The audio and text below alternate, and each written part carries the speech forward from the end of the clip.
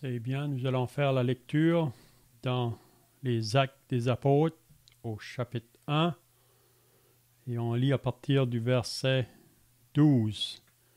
Actes des Apôtres au chapitre 1 et le verset 12, puis nous allons lire jusqu'à la fin du chapitre.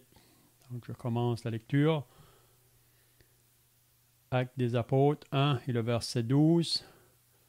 Alors, ils retournèrent à Jérusalem, de la montagne appelée des Oliviers, qui est près de Jérusalem, à la distance d'un chemin de sabbat. Quand ils furent arrivés, ils montèrent dans la chambre haute où ils se tenaient d'ordinaire. C'étaient Pierre, Jean, Jacques, André, Philippe, Thomas, Barthélemy, Matthieu, Jacques, fils d'Alphée, Simon le Zélote et Jude, fils de Jacques. Tous d'un commun accord persévéraient dans la prière avec les femmes et Marie, mère de Jésus, et avec les frères de Jésus. En ces jours-là, Pierre se leva au milieu des frères, le nombre des personnes réunies étant d'environ 120, et il dit: Hommes, frères, il fallait que s'accomplît ce que le Saint-Esprit dans l'Écriture a annoncé d'avance par la bouche de David au sujet de Judas, qui a été le guide de ceux qui ont saisi Jésus. Il était compté parmi nous et il avait part au même ministère. Cet homme, ayant acquis un champ avec le salaire du crime, est tombé, s'est rompu par le milieu du corps, et toutes ses entrailles se sont répandues. La chose a été si connue de tous les habitants de Jérusalem que ce champ a été appelé dans leur langue Akeldama, c'est-à-dire champ du sang. Or, il est écrit dans le livre des psaumes que sa demeure devienne déserte et que personne ne l'habite, et qu'un autre prenne sa charge. Il faut donc que parmi ceux qui nous ont accompagnés tout le temps que le Seigneur Jésus a vécu avec nous, depuis le baptême de Jean jusqu'au jour où il a été enlevé du milieu de nous, il y en ait un qui nous soit associé comme témoin de sa résurrection. Ils en présentèrent deux, Joseph, appelé Barsabas, surnommé Justus, et Matthias. Puis ils firent cette prière: Seigneur, toi qui connais les cœurs de tous, désigne lequel de ces deux tu as choisi, afin qu'il ait part à ce ministère et à cet apostolat, que Judas a abandonné pour aller en son lieu. Ils tirèrent au sort, et le sort tomba sur Matthias, qui fut associé aux 11 apôtres. Amen. Donc, si vous étiez là la semaine passée, on avait commencé l'étude sur le livre des Actes des Apôtres. Puis on avait dit la semaine passée que ce livre a été écrit par Luc. Celui qui a écrit l'Évangile, c'est le même qui a écrit les Actes des Apôtres. Puis on avait remarqué que la raison qu'on peut reconnaître que c'est le même, c'est pas que son nom est mentionné au début des Actes, mais si vous lisez l'Évangile de Luc, vous allez voir que l'Évangile est adressé à un personnage, puis on voit dans l'Évangile de Luc qu'il est appelé très excellent Théophile. Donc on avait dit la semaine passée que probablement Luc, qui était médecin,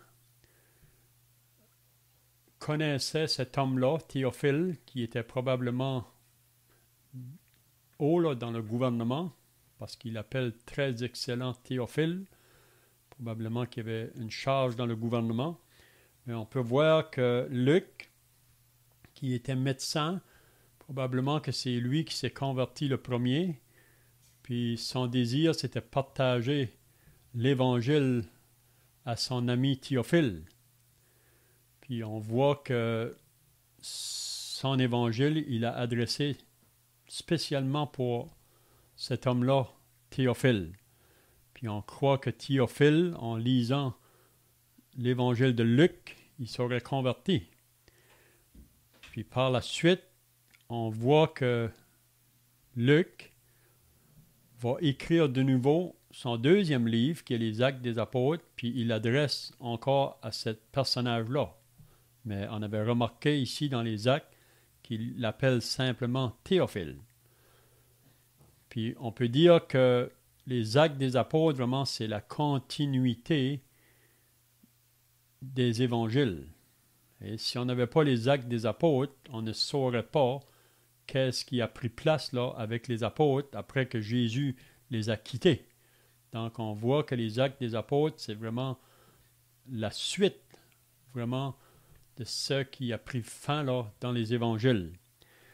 Donc la semaine passée, on avait vu du verset 1 à 11, c'est que Luc rappelle les paroles qu'il a mentionnées à la fin de son évangile concernant Jésus, après qu'il est mort, qu'il est ressuscité, puis il est apparu après sa résurrection là, à ses disciples pendant 40 jours pour démontrer qu'il était réellement vivant. Puis on avait vu les dernières paroles que Jésus les a laissées avant de partir au ciel, après sa résurrection. Puis même ici, qu'est-ce qu'on a vu dans les Actes là, la semaine passée, qu'il y a des détails qu'on ne voit pas dans l'évangile de Luc, mais ça se rapporte avec cet évangile-là quand même, là, à la fin. Puis on avait vu la semaine passée que Jésus, avant de partir au ciel, il a dit à ses disciples qu'ils allaient recevoir une puissance, le Saint-Esprit, qui allait venir sur eux autres. Puis même qu'il les avait dit là, qu'ils seraient ses témoins. Puis ils allaient commencer à témoigner de Jésus, premièrement dans Jérusalem. Ensuite, ils devaient aller dans la Samarie, dans la Judée et jusqu'aux extrémités de la terre. Donc c'est ça les dernières paroles que Jésus a dit à ses disciples. Puis en même temps qu'il lisait ces paroles, qu'est-ce qu'on avait vu la semaine passée, Jésus a été élevé, ou il est parti vraiment. Puis ils l'ont regardé jusqu'à ce qu'ils l'ont perdu dans les nuées. Puis, si vous vous rappelez, il y a deux hommes qui sont apparus, des anges, puis ils ont dit à ses disciples, « Hommes galiléens, pourquoi regardez-vous au ciel? Ce Jésus que vous voyez partir reviendra de la même manière que vous l'avez vu allant au ciel. » Donc on avait dit que Jésus a dit ça à ses disciples dans la chambre haute. Si vous vous rappelez là, dans Jean chapitre 14, Jésus avait dit à ses disciples qu'ils devaient s'en aller. Mais après qu'ils seraient partis, qu'ils auraient préparé une place, ils allaient revenir. Donc ici, on voit que ces hommes-là, ces anges, on peut dire, disent la même chose. Ce Jésus qui a été enlevé au ciel du milieu de vous reviendra. Il va revenir. Donc, qu'est-ce qui est arrivé après que Jésus les a dit ça? Après que Jésus est parti au ciel? Donc, c'est ça qu'on va voir ce soir, à partir du verset 12. Donc, Actes des Apôtres 1, 12, là, pour ceux qui viennent d'ajouter, on est rendu au verset 12. Donc là, on peut s'imaginer les disciples qui ont vu le Seigneur partir au ciel. Celui qui avait marché avec lui pendant 3 ans là, et de ministère public. Ils l'ont vu faire ses miracles, Ils ont entendu son enseignement, même qu'ils ont été témoins de sa mort, sa résurrection, puis à plusieurs reprises, Jésus leur est apparu, donc ils étaient des témoins oculaires. Donc là, ils vont quitter de cette place. C'était la montagne des Oliviers, c'est là que Jésus avait dit qu'il allait les rencontrer, là. Donc ils vont quitter cette place, puis là, ils vont retourner à Jérusalem. Puis, qu'est-ce qu'ils vont faire? Ils vont attendre ce que Jésus les a promis. Le Saint-Esprit qui doit venir. Donc, c'est ça qu'on lit au verset 12. Alors, ils retournèrent à Jérusalem, de la montagne appelée des Oliviers, qui est près de Jérusalem, à la distance d'un chemin de sabbat. Donc, on peut s'imaginer la scène, là. Les disciples quittent la montagne des Oliviers, puis là, ils marchent vers Jérusalem. Puis probablement, il y a de la joie dans leur cœur à la pensée, là, que ces anges-là leur ont dit la même chose que Jésus les avait dit. Ce Jésus que vous voyez partir va revenir. Peut-être qu'il part attristé d'un côté, mais d'une joie de l'autre. Vous savez que si vous seriez avec quelqu'un pour plusieurs années, puis là maintenant il doit vous quitter. Donc quand il te quitte, il y a toujours une tristesse. Mais il te dit qu'il va revenir de nouveau. Donc une tristesse parce qu'il te quitte, mais une joie parce qu'il revient de nouveau. Oui? Donc c'est ça, depuis ce temps-là, là, que les disciples, dans toutes les générations jusqu'à aujourd'hui, attendent le retour du Seigneur Jésus en gloire. Mais là, ils vont retourner à Jérusalem. Puis qu'est-ce qu'on lit au verset 13? Quand ils furent arrivés, ils montèrent dans la chambre haute où ils se tenaient d'ordinaire. Donc, quand ils arrivent à Jérusalem, où est-ce qu'ils vont se trouver? Dans la chambre haute. Puis cette chambre haute-là, si vous vous rappelez, c'est la place que Jésus était avec eux là, la veille avant qu'ils vont venir l'arrêter là. Si vous lisez dans Jean au chapitre 13, 14, on voit Jésus avec ses disciples dans la chambre haute. Puis si vous vous rappelez, c'est là que Jésus a démontré le comble de son amour pour eux autres. C'est quand ils étaient là réunis dans la chambre haute. Puis Jésus, ça nous dit, a pris un bassin d'eau, il a pris un linge, puis il a commencé à laver les pieds de ses disciples. C'était là, dans cette chambre-là. Puis si vous vous rappelez, là, quand il est arrivé à Pierre, Pierre ne pouvait pas accepter ça. Jésus, le Maître et le Seigneur, parce que c'était la coutume dans ce temps-là. Quand on était dans une maison, surtout si on avait marché pendant la journée, il y avait toujours un serviteur qui faisait ce travail-là, là, qui prenait de l'eau puis qui lavait les pieds des invités. Mais ce soir-là, dans la chambre haute, c'est qui va se lever pour laver les pieds? C'est Jésus qui s'est levé. Donc Pierre ne peut pas accepter ça. Il a dit, jamais Seigneur, tu vas me laver les pieds. Puis si vous vous rappelez, Jésus a dit, si je ne te lave pas, tu n'auras aucune part avec moi. Puis juste par la suite, il a dit, lave-moi tout entier. Puis on sait que ce que Jésus a fait là, c'était pour nous donner un exemple. Puis on peut voir l'exemple là, c'est qu'on a appelé à se servir les uns les autres, être serviteurs les uns les autres. On doit être prêt à servir. Jésus a dit que dans le royaume des cieux, celui qui est grand, c'est celui qui sert. Puis on voit aussi le côté d'esprit d'humilité. Et Jésus a pris vraiment une place d'humilité pour enseigner ça à ses disciples. Donc ici, on voit que ça se trouve dans cette même chambre-là, là, que les disciples vont retourner. Puis on peut faire une application probablement quand il nous dit, quand ils furent arrivés, ils montèrent dans la chambre haute où ils se tenaient d'ordinaire. Donc c'était une place qui était accoutumée d'y être. Puis la chambre haute, on peut faire une application, c'est une place élevée. Et c'est une place, on pourrait dire, qui est plus haut. Donc on pourrait dire que c'est une place où on se détache des choses de la terre pour aller plus haut, c'est-à-dire pour aller avec le Seigneur là, pour avoir du temps dans sa présence. On se retire, si on peut dire, dans la chambre haute. Hein?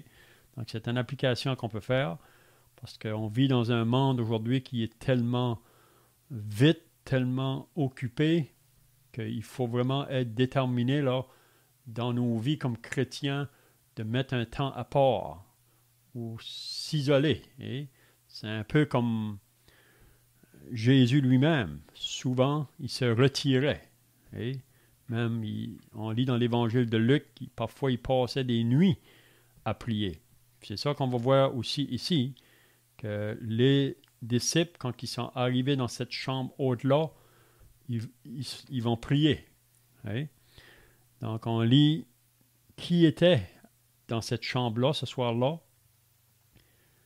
C'était Pierre, Jean, Jacques, André, Philippe, Thomas, Barthélemy, Matthieu, Jacques, fils d'Alphée, Simon le Zélote et Jude, fils de Jacques. Donc, il mentionne les apôtres qui se trouvent là. On sait qu'il en manque un. Et vous savez que Judas n'est pas là. On va parler de lui par la suite, là. Donc, Judas, c'est lui qui avait trahi le Seigneur. Mais là, on voit que les 11 autres sont là. Puis ça nous dit tous d'un commun accord. Donc, ils ont tous le même désir. Ils sont tous avec une même pensée. Tous d'un commun accord persévèrent dans la prière. Donc, ça c'est beau.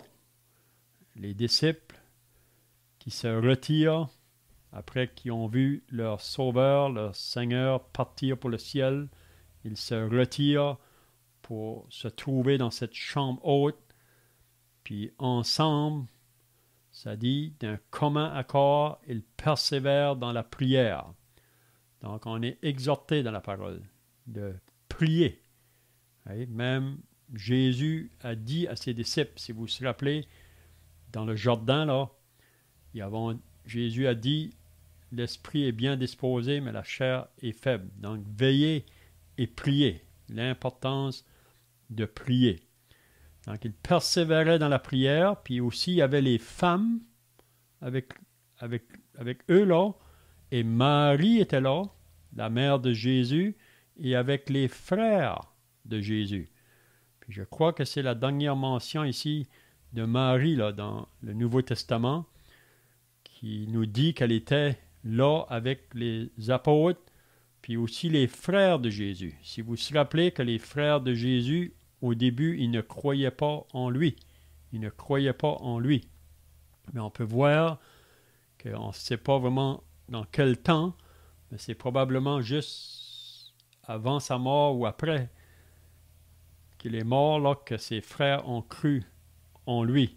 Parce que on peut voir ici que ses frères sont là avec sa mère, Marie, associée aux disciples dans la chambre haute. Donc, je ne sais pas si quelqu'un a d'autres pensées à ajouter ici, là, jusqu'à ce qu'on a vu. Peut-être juste mentionner que tout ça commençait à Jérusalem et c'était conforme aux commentaires que le Seigneur avait fait au verset 8. Il dit, vous allez annoncer, vous serez mes témoins à Jérusalem. Donc, le Seigneur a commencé par Jérusalem. Donc, lorsque le Seigneur s'en est retiré vers le ciel, eux s'en sont allés à Jérusalem selon le commandement, si vous voulez, du Seigneur Jésus en obéissant. Puis il retourne vraiment, comme on vient de dire là, pour aller dans ce lieu-là pour prier. parce que aussi il faut se rappeler que Jésus a dit qu'il devait rester à Jérusalem jusqu'à ce que le Saint-Esprit doit venir. Donc on peut voir que le Saint-Esprit, c'est la troisième personne de la Trinité. On sait que dans l'Ancien Testament, c'est plutôt Dieu, le Père, on pourrait dire, et qui travaille. Dans les Évangiles, c'est Jésus qui travaille. Mais là, on va voir dans les Actes des Apôtres, là, ça va être la venue du Saint-Esprit, maintenant, qui va venir pour faire son habitation vraiment en eux. On va voir ça là dans le chapitre 2. Mais on peut penser que les disciples, ils peuvent tous se rappeler vraiment des événements là, qui viennent de se passer dans quelques jours depuis la résurrection. Mais là, ils sont dans l'attente.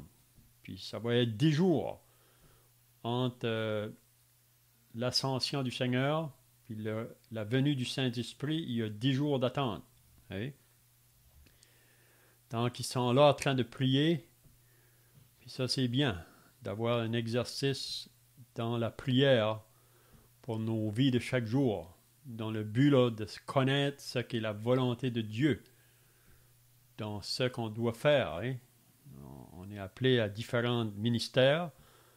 Le Saint-Esprit, même quand il va venir là, ils vont recevoir les dons du Saint-Esprit. Puis on sait que le don que le Saint-Esprit donne à un enfant de Dieu, c'est toujours dans le but là, pour être utilisé envers les autres. C'est jamais quelque chose qu'on a pour nous-mêmes. OK, donc au verset 15, maintenant, là, on va voir Pierre qui va se lever. Donc, on peut voir que Pierre est toujours en avant, on dirait. On peut voir que c'était un homme qui était appelé à, comment je dirais, à l'idée ou diriger. On peut le voir dans les évangiles, puis on le voit encore ici.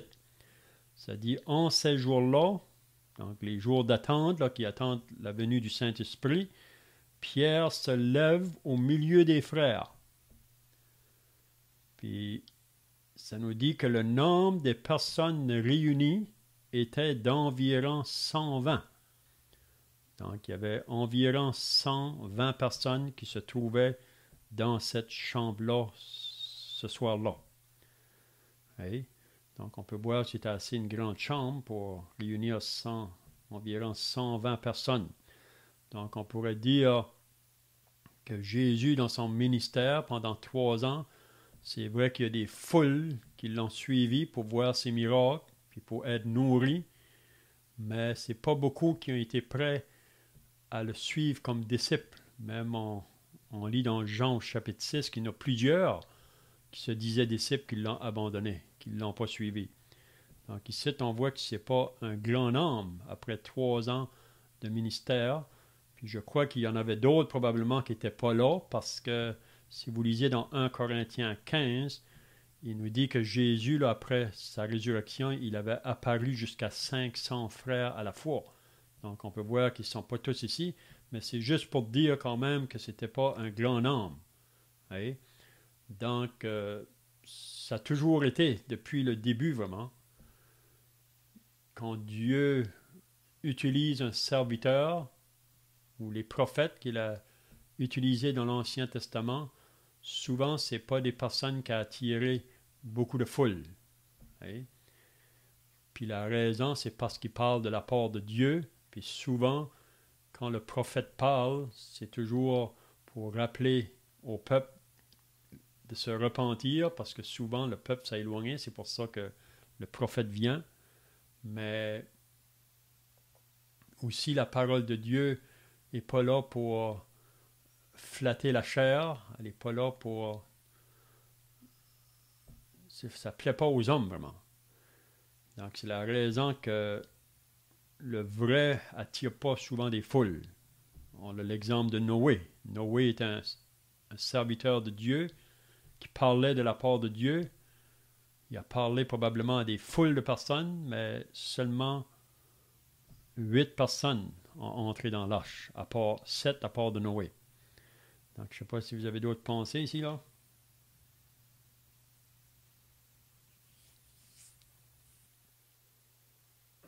Mais ce qui est dit, il fallait que ce que le Saint-Esprit a annoncé s'accomplisse. En réalité, excusez-moi,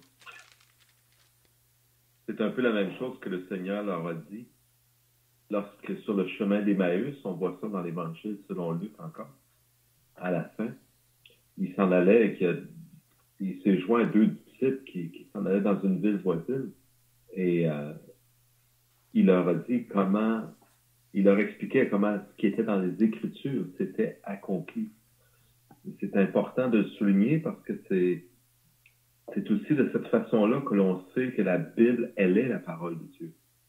C'est-à-dire que personne ne peut avoir compris et annoncé d'avance ces choses qui sont dans l'Ancien Testament, même ceux qui les ont écrites dans l'Ancien Testament, ne comprenaient pas exactement ce qui allait arriver. Leur vision était très limitée. Nous avons aujourd'hui une bien meilleure compréhension des Écritures que eux ne l'avaient de ce temps-là. Donc, on pourrait penser à plusieurs textes prophétiques. Mais ici, c'est la même chose qui est dite finalement. C'est que ils attendaient l'accomplissement de ce qui était écrit. Dieu avait annoncé d'avance ce qui va venir, ce que nous allons lire. Donc, c'est vraiment la force de la Bible pour nous montrer qu'est-ce que la Bible elle-même, quelle est véritablement la parole de Dieu, comme elle déclare l'être. Donc, il faut reconnaître quand même cette autorité de la Bible. Et ce n'est pas moi, c'est pas Léon, c'est pas vous, c'est pas nous, c'est aucune personne qui a écrit la Bible, si ce n'est Dieu lui-même en utilisant certains hommes.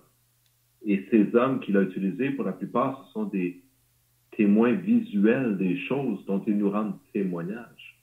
Et les apôtres, c'est ce qu'ils sont appelés à faire. C'est ce que Jésus leur a dit. Il leur a dit, vous serez mes témoins.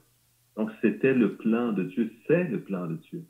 Le plan de Dieu, ce n'est pas de nous envoyer des anges pour qu'on comprenne le message de Dieu.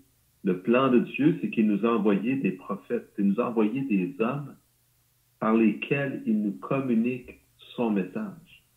Et même, on pourrait rajouter, le plan de Dieu, c'est qu'il nous a envoyé son Fils, par lequel il nous communique la vie et la vérité. Mais tout cela, c'est conforme aux Écritures, à ce qui avait été annoncé par Dieu. Et il est facile de voir en lisant la Bible que les disciples, les Juifs, si vous voulez, qui avaient la Bible, comprenaient en partie, mais étaient empêchés de vraiment comprendre complètement les Écritures. Parce qu'ils ne reconnaissent, tant qu'ils ne reconnaissaient pas le plan de Dieu. Et ce plan de Dieu est révélé de façon magistrale lorsque Christ est mort. Tous les disciples, comme Léon le dit, étaient dans la tristesse lorsqu'il est mort sur la croix, et ensuite une grande joie lorsqu'ils l'ont vu ressusciter. Bien sûr, c'est encore une autre tristesse pour eux de le voir partir, mais avec la promesse qu'il allait venir. Et ils ont cru à cette promesse, et c'est ce qu'ils nous ont transmis. Et c'est ça en quoi nous devons croire, nous aussi. La parole de Dieu, les promesses de Dieu. Puis c'est une marche par la foi qu'on réalise, là. Même les disciples, ce que Jésus leur disait, sans tout comprendre, ils obéissaient. Ça, c'est la marche par la foi. Puis la foi, vraiment, ils croyaient réellement ce que Dieu disait, que ça va s'accomplir. Ça va s'accomplir. Donc le verset 16, là, Pierre va apporter une vérité ici, même une prophétie de l'Ancien Testament. Il va dire, « Hommes, frères, il fallait que s'accomplit ce que le Saint-Esprit dans l'Écriture, donc il faut toujours bien se rappeler, toute Écriture est inspirée de Dieu. Oui? Donc le Saint-Esprit dans l'Écriture a annoncé d'avance par la bouche de David au sujet de Judas, qui a été le guide de ceux qui ont saisi Jésus. Donc, Judas, un des 12 que Jésus avait appelé pour le suivre dans son ministère public. Au début, il y avait ce Judas-là. Des fois, peut-être qu'on a la difficulté à comprendre pourquoi est-ce que Jésus a choisi un Judas parmi eux, ou un homme qui allait être un traître, qui allait le trahir à la fin. Mais c'était afin que les Écritures s'accomplissent.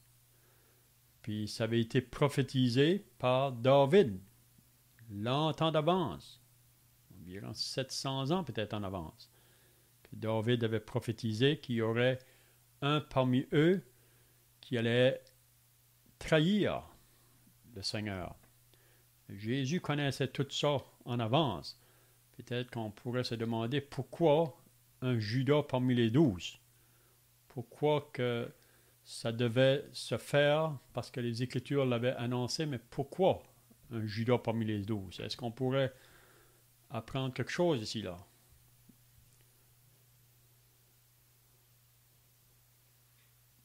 Mais on peut dire que Judas est vraiment un type de l'apostasie, d'un apostat, si on peut dire. Puis on peut voir que même Dieu, dans sa souveraineté, il connaissait tout en avance.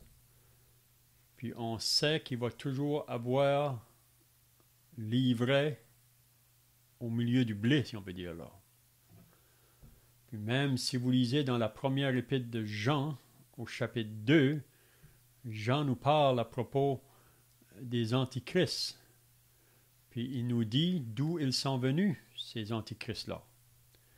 Il dit qu'une fois, ils étaient au milieu d'eux. Ils étaient dans l'Église au début, mais ils sont sortis de là. Puis la raison qu'ils sont sortis, Jean dit, c'est parce qu'ils n'étaient pas des nôtres. Oui? Donc on peut voir qu'il y aura toujours dans l'œuvre de Dieu, si on peut dire, même il compare ça dans Matthieu 13, quand il parle concernant le royaume des cieux, là, quand il prend l'exemple du champ, du blé et de l'ivraie. Donc, il y a toujours le faux qui peut s'infiltrer. Donc, pour moi, c'est la raison pourquoi il y avait un Judas parmi les 12, c'est pour démontrer qu'il y aura toujours ça. Puis on sait que la raison que Judas a trahi Jésus, c'est seulement Jésus qui le savait, ça, parce que les autres n'étaient pas conscients de ça. On nous dit la raison pourquoi il l'a trahi. Judas aimait la bourse. Judas aimait l'argent. Ça veut dire que son cœur vraiment n'était pas avec Jésus. Et il suivait, mais il suivait, si on peut dire, forcément. Et donc, je ne sais pas si vous avez d'autres pensées là.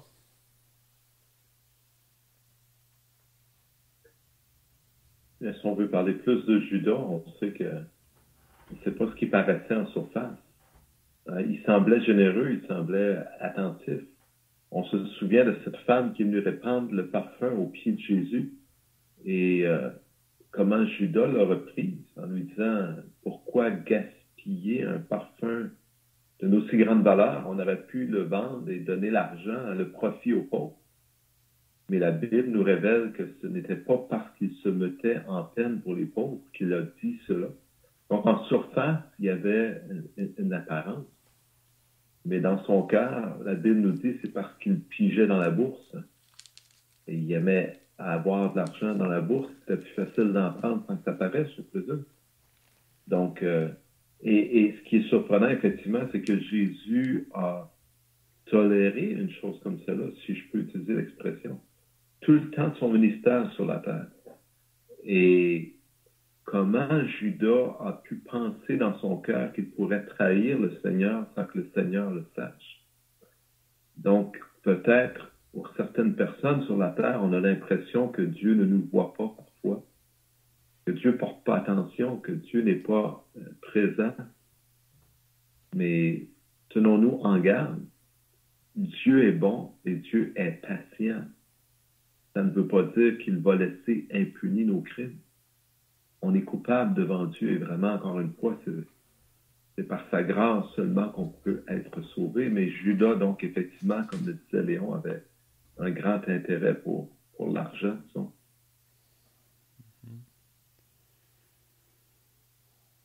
On pourrait dire que Judas est l'homme, pour moi, qui a été le plus près de la porte qu'un être humain peut être, parce qu'il a été à côté de Jésus, même qu'il l'a baisé quand il a livré Jésus aux soldats.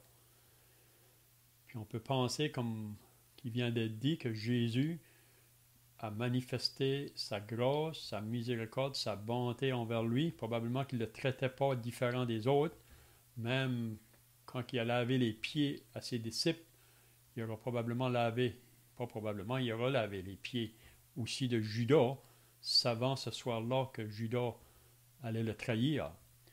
Donc on peut voir que Judas n'aura pas d'excuses à donner ou vouloir blâmer Jésus de ne pas l'avoir eu traité comme les autres. Pour moi, il a été traité la même chose, mais il fallait que la parole s'accomplisse. Puis si vous vous rappelez, Jésus, dans sa prière, dans Jean au chapitre 17, il parle aussi à propos de Judas. Puis qu'est-ce qu'il dit à partir du verset 11 du chapitre 17? Là, il dit « Je ne suis plus dans le monde », c'est Jésus qui parle, « et ils sont dans le monde », en parlant de ses disciples. « Et je vais à toi, Père Saint. Garde en ton nom ceux que tu m'as donnés, afin qu'ils soient un comme nous. Lorsque j'étais avec eux dans le monde, je les gardais en ton nom.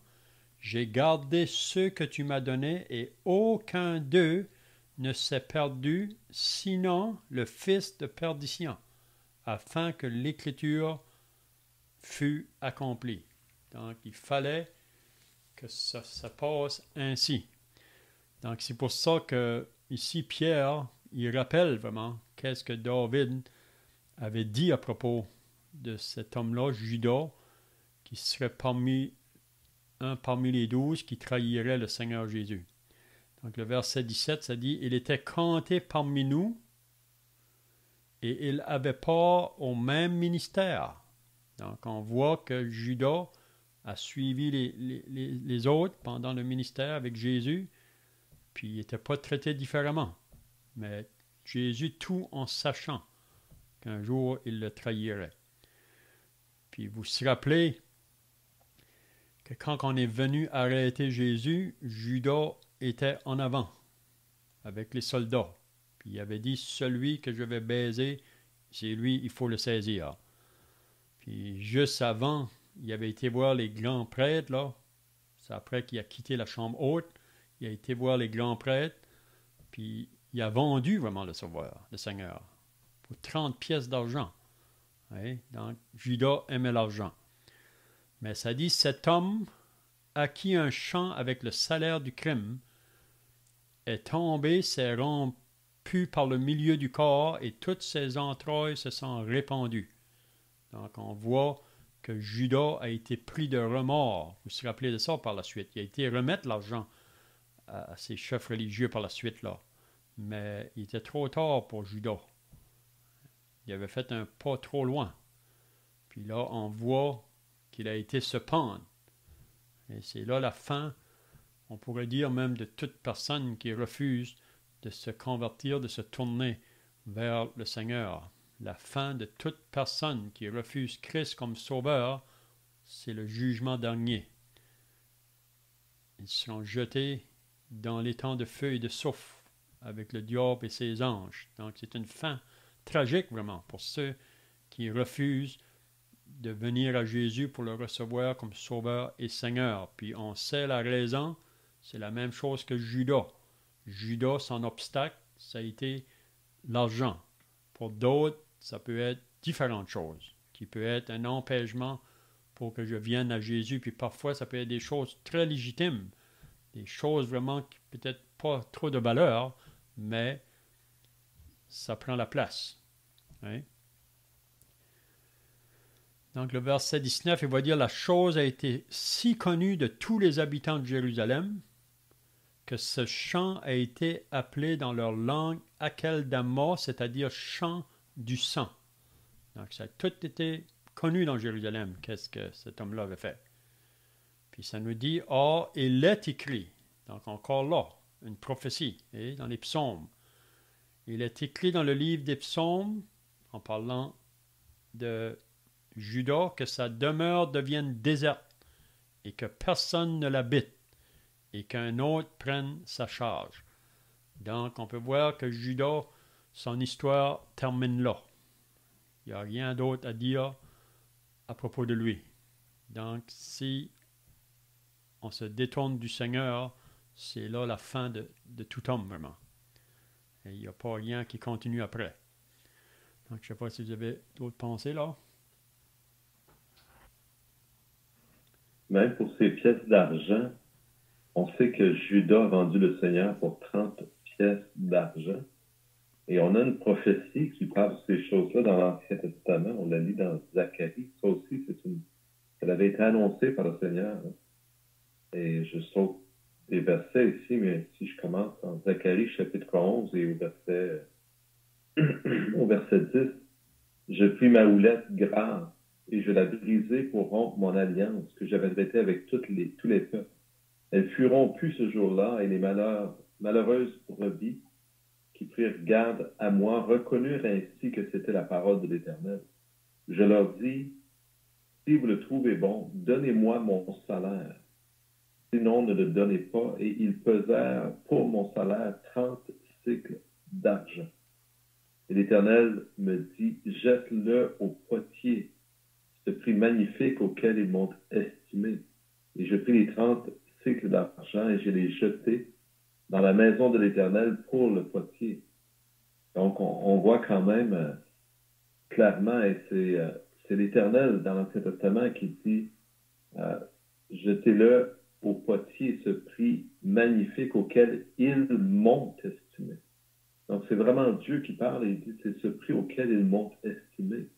Cela nous rend aussi témoignage de cette déité, de cette divinité du Seigneur Jésus-Christ, de qui il est véritablement. Et malheureusement, les hommes l'ont méconnu et aujourd'hui, beaucoup de gens aussi méconnaissent Jésus et ne reconnaissent pas cette vérité de l'Écriture. Jésus, c'est Dieu qui vient à notre secours. C'est Dieu lui-même qui vient à notre secours et qui vient prendre notre place. Notre Créateur qui meurt à notre place, nous, la créature. Et encore une fois, donc, cette prophétie de la Bible qui s'est accomplie. Et c'était une histoire qui n'était pas inconnue. On vient de lire ici, hein, c'était tous les gens avaient entendu parler de cette histoire. C'était une histoire qui était connue.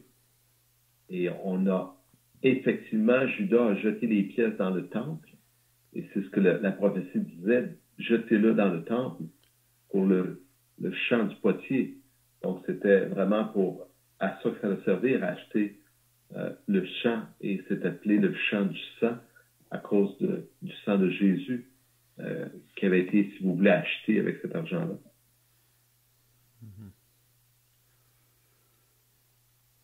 OK, donc je vois que le temps passe, mais peut-être qu'on pourrait terminer le chapitre 1 là.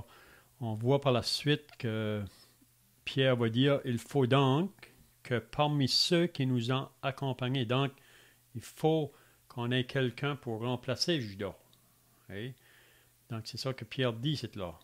Il faut trouver quelqu'un qui nous a accompagnés depuis le début du ministère du Seigneur Jésus là, jusqu'à sa résurrection. Il faut que ça prenne quelqu'un qui était un témoin oculaire de la vie de Jésus depuis le début là, jusqu'à sa résurrection. Donc il faut donc que parmi ceux qui nous ont accompagnés tout le temps que le Seigneur Jésus a vécu avec nous, depuis le baptême de Jean jusqu'au jour où il a été enlevé du milieu de nous, il y en ait un qui nous soit associé comme témoin de sa résurrection. Donc, ils veulent trouver quelqu'un pour remplacer Judas qui a été là depuis le début là, du ministère du Seigneur Jésus. Mais là, ça nous dit, ils en présentèrent 2. Donc, peut-être qu'il y en avait d'autres, mais ils en présentent 2. Et parce qu'ils ont juste besoin d'une personne. Donc, ils nous mentionnent leur nom, Joseph, appelé Barsabas, surnommé Justus, et Matthias. Donc, ce sont deux hommes qui sont des témoins vraiment de la vie de Jésus jusqu'à sa mort et sa résurrection. Puis qu'est-ce qu'il y a beau ici, là, qui est vraiment intéressant de voir, là, que les disciples, avant de choisir, ils vont exposer ça au Seigneur dans la prière. Puis ça, c'est vraiment un enseignement pour chacun de nous avant de prendre une décision pour quoi que ce soit qu'on doit faire. Dans nos vies, c'est toujours important de venir au Seigneur dans la prière. Donc, on voit qu'ils ne vont pas faire seulement ce choix-là à la légère. Ils font un peu ce que Jésus a fait quand il a choisi les 12. Jésus s'avait retiré toute une nuit, vraiment, à prier. Puis ensuite, il avait choisi ses 12. Ici, on voit la même chose que Pierre et les autres, avant de faire la décision de lequel des deux, ils font une prière. Seigneur, toi qui connais les cœurs de tous, désigne lequel de ces deux tu as choisi. Donc, on voit qu'ils se remettent complètement au Seigneur pour la personne qui va remplacer Judas pour devenir parmi les 12. Il dit donc, désigne lequel de ces deux tu as choisi, afin qu'il ait part à ce ministère et à cet apostolat que Judas a abandonné pour aller en son lieu. Donc Judas a abandonné le Seigneur, mais il est allé dans son lieu. Puis en dehors de Jésus, il y a seulement un lieu vraiment. C'est le lieu de la perdition. Donc Judas, c'est là qu'il a terminé. C'est là qu'il est allé. Puis il dit au verset 26, pour terminer, ils tirèrent au sort. On peut voir que selon Proverbe 16, le dernier verset, il y avait une certaine coutume dans l'Ancien Testament qu'il pouvait tirer au sort. Et le sort tomba sur Matthias qui fut associé aux 11 apôtres. Puis c'est bien de souligner qu'est-ce que Luc dit ici. C'est vraiment la volonté du Seigneur parce que Luc, poussé par le Saint-Esprit, il dit que Matthias qui fut associé aux 11 apôtres. Ça veut dire qu'il a été mis parmi eux. Puis qu'est-ce que j'aime aussi ici? Qu'il n'y a pas de dispute. Et même l'autre qui avait été choisi, Joseph, là, appelé Barsabas, il n'y a pas de jalousie. Et il acceptant la volonté du Seigneur pour l'homme qui va remplacer Judas. Même s'il y en avait deux, on voit que l'autre ne va pas faire de controverse. C'est pas comme dans les hommes de la politique aujourd'hui qui se battent toujours pour garder leur place. Puis ça, vous savez, comme croyants, on peut toujours avoir ça encore parce qu'on a toujours la nature charnelle en nous, mais c'est beau quand on fait les choses selon la volonté du Seigneur. Donc, ils ont choisi le choix que Dieu a fait, vraiment, concernant lui qui allait remplacer Judas. Donc, je ne sais pas si il y avait d'autres pensées là avant de terminer.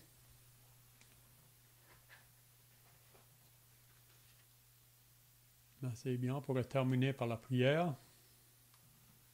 Ô Seigneur notre Dieu, nous voyons combien désemparés étaient les disciples après la mort du Seigneur et quelle joie dans leur cœur on peut l'imaginer lorsque à nouveau ils l'ont vu ressusciter. Et notre Dieu, il en sera de même pour nous dans le sens que nous n'avons pas vu de nos yeux le Seigneur, mais un jour nous le verrons. Et quelle joie ce sera alors pour nous. Père, nous avons toutes sortes de raisons de craindre ce moment où nous viendrons devant ta face, comme un homme qui doit être jugé. Cependant, ta parole nous rassure, ô notre Dieu, car tu nous dis que nous avons déjà été jugés en ton Fils. Et c'est le message que tu as donné à tes premiers disciples pour qu'il annonçât à ceux qui viendraient par la suite. Et que cette parole, Seigneur, soit connue de tous les hommes. Père, permets que ta parole se répande et que nous puissions, Père, fidèlement marcher dans tes voies. Père, béni sois-tu encore pour cette parole que tu nous as laissée, la Bible, qui a été écrite, Père, de ta main pour ainsi dire, et qui nous a été remise afin que nous sachions ces choses. Père, merci pour ton esprit qui nous habite. C'est toi qui nous révèles ces choses, Seigneur, et quel homme aurait jamais osé imaginer une chose pareille? Mais c'est vérité. Et cette vérité, Père, n'a pas été inventée par des hommes, mais elle nous vient du ciel. Elle nous vient de toi. Et nous t'en bénissons en Jésus-Christ.